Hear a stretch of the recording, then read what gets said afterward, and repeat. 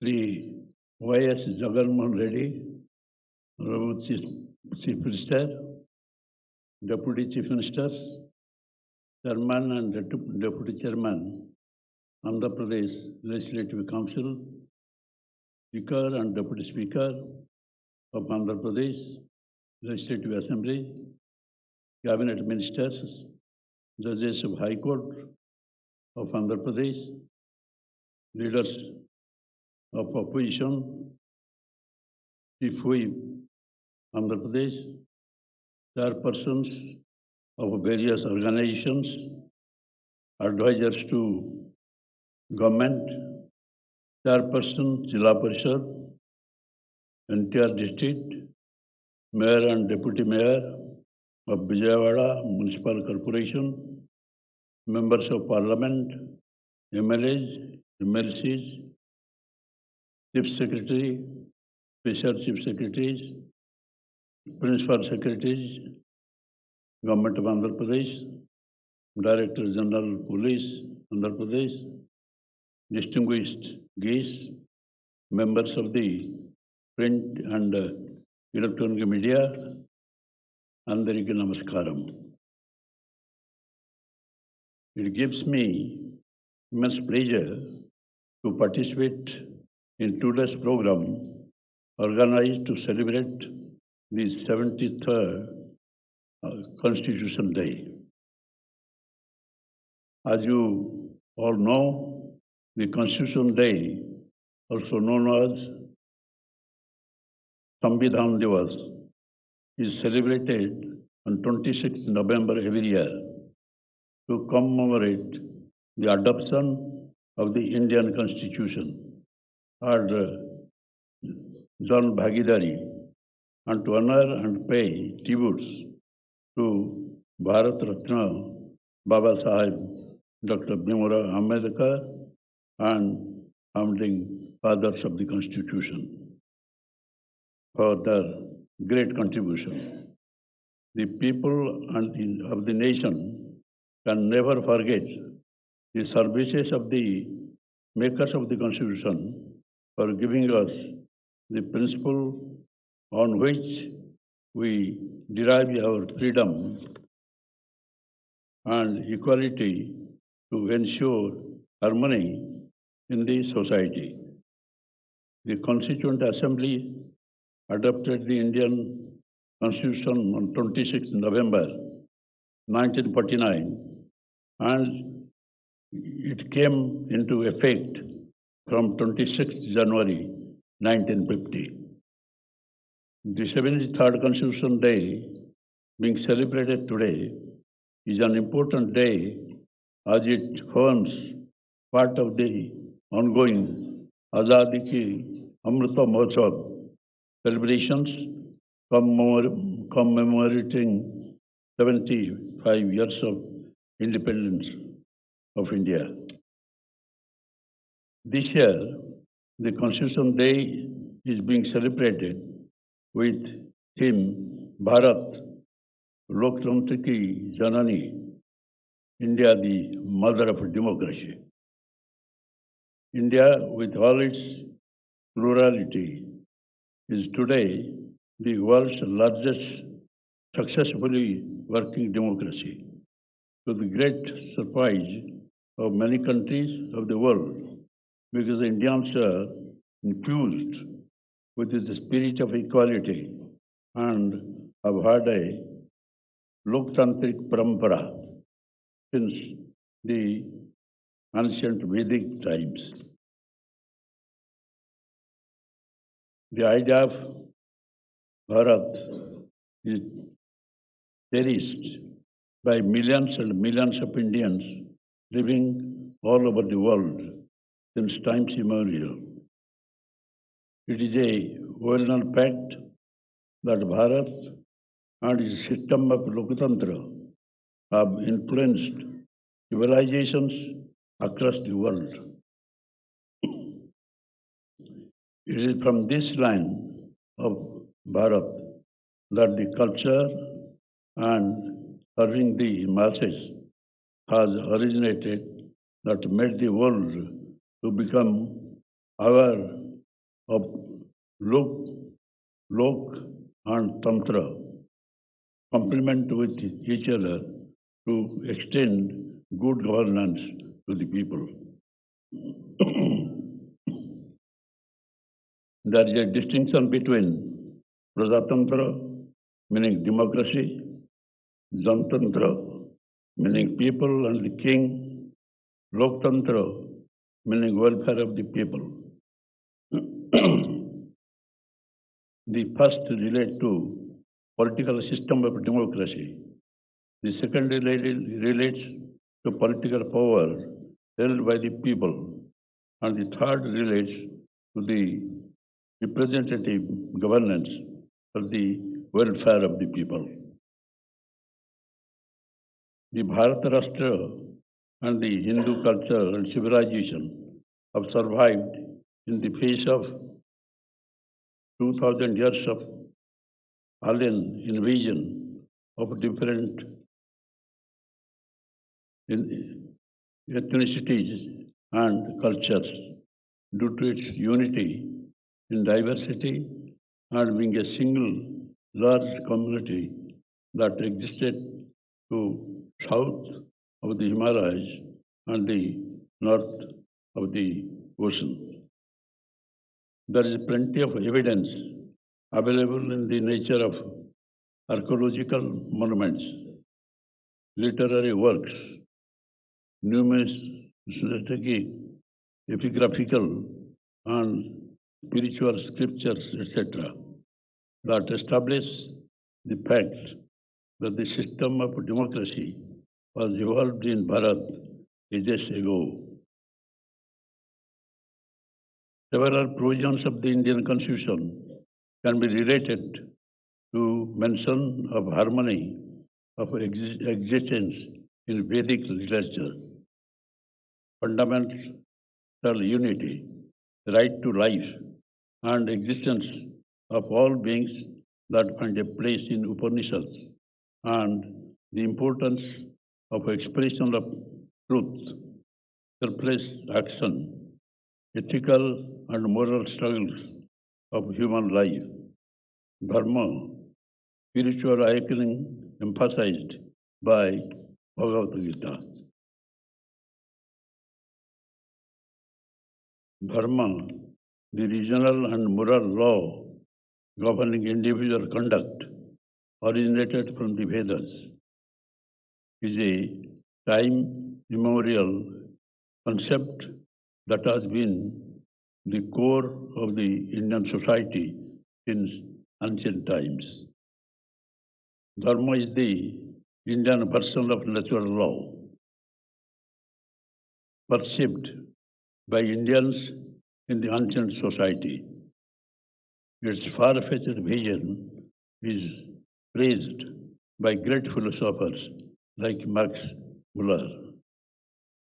During the British rule, the civil rights and the liberties enjoyed by the people were taken away.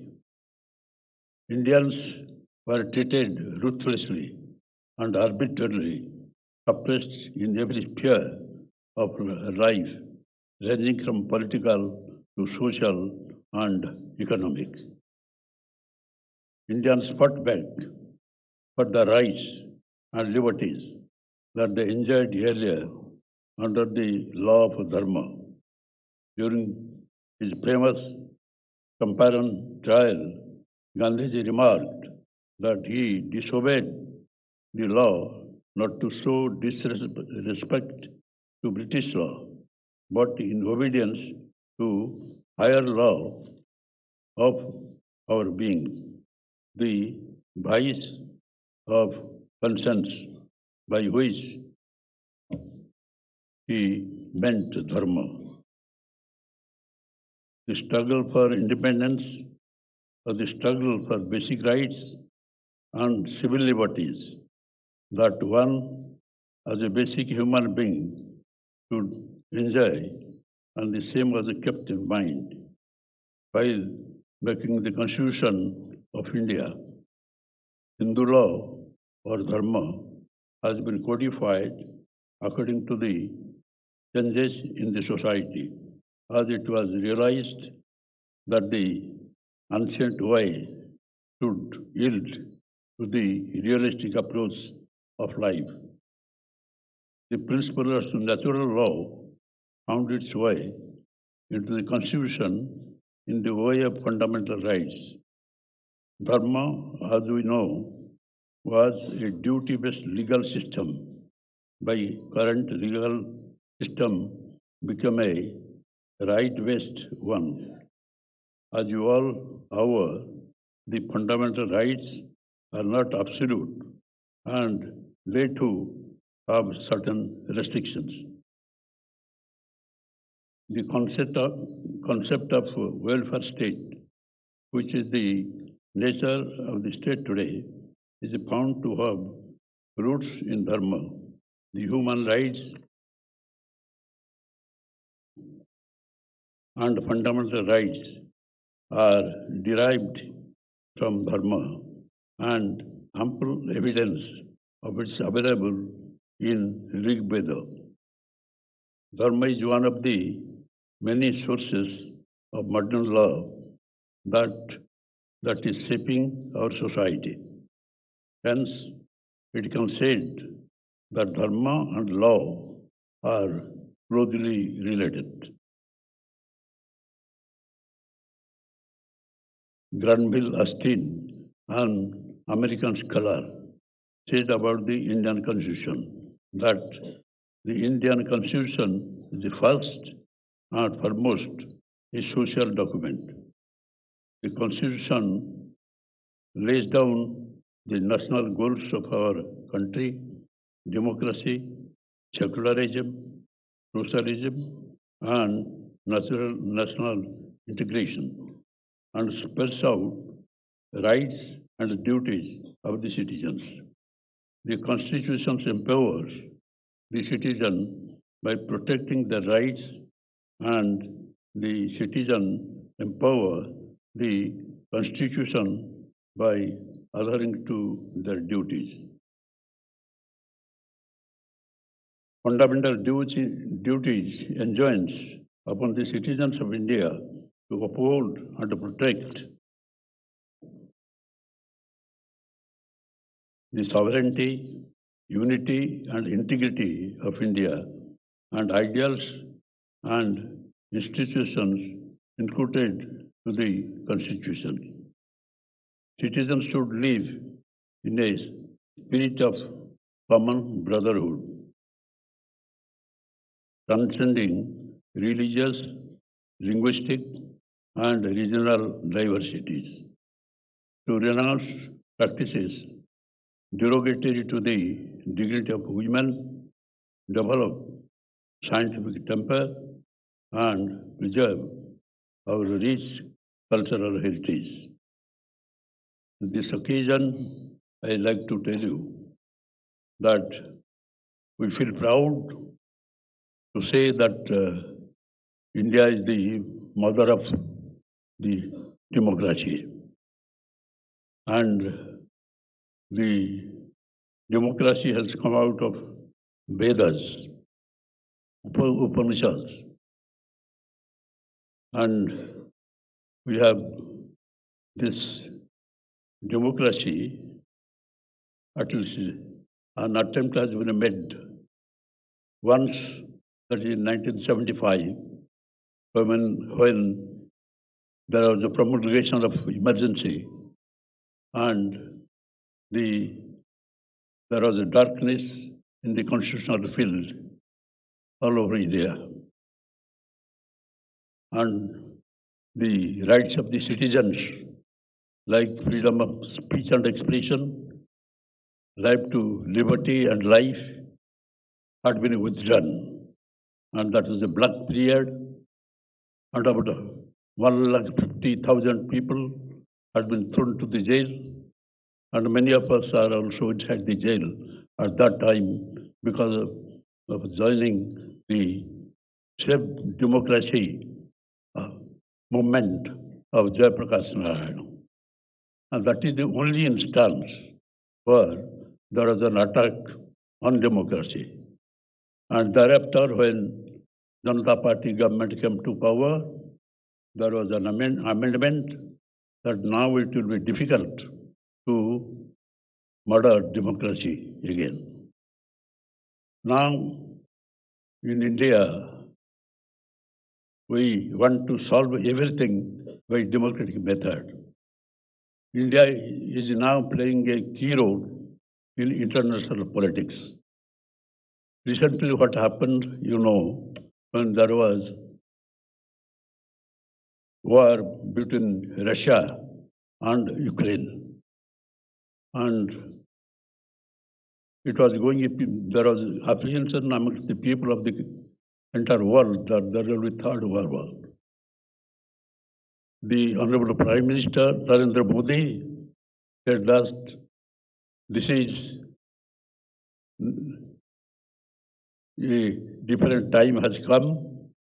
The era of war has been over, and there is no problem of the world which cannot be solved by discussion. So adopt that method. And both the sides, they wanted that India, this largest democracy of the world, will support either this side or that side. Pressure was also put to the Prime Minister to support them. America said that we are standing by you when there is the apprehension of war between China and India. Russia said that we are the oldest friend, and in so many occasions we have come forward to support India. Therefore, but a neutral stand was taken by the Honorable Prime Minister of this country, saying that the era of war is over, era of peace has come. And whatever problem there may be, if we discuss the matters, then we definitely will reach a solution. And therefore, the time has now come, both the sides raised Sri Narendra Modi, the Prime Minister, because he is the only person who is capable of talking to Putin, the President of Russia, and the President of Ukraine for any solution. That this is not the age of war. It is over. And if we have any war, the entire economy of the world will be crippled. And there will be disaster. And today invite a disaster. Therefore, everybody is now praising the Honorable Prime Minister, and this is a day, Constitution Day, and we have the best Constitution of the world. And this is the oldest, this is now the mother of the Constitution from since thousands of years. We had democracy. Of course, at times there was invasion on democracy. So on this day, we must take oath that the rights of the citizens must be protected by any means. There are downtrodden people of the society who are not enjoying the rights and the privileges which are being given to the citizens. Therefore, you must stand by them, help them to protect their rights. Then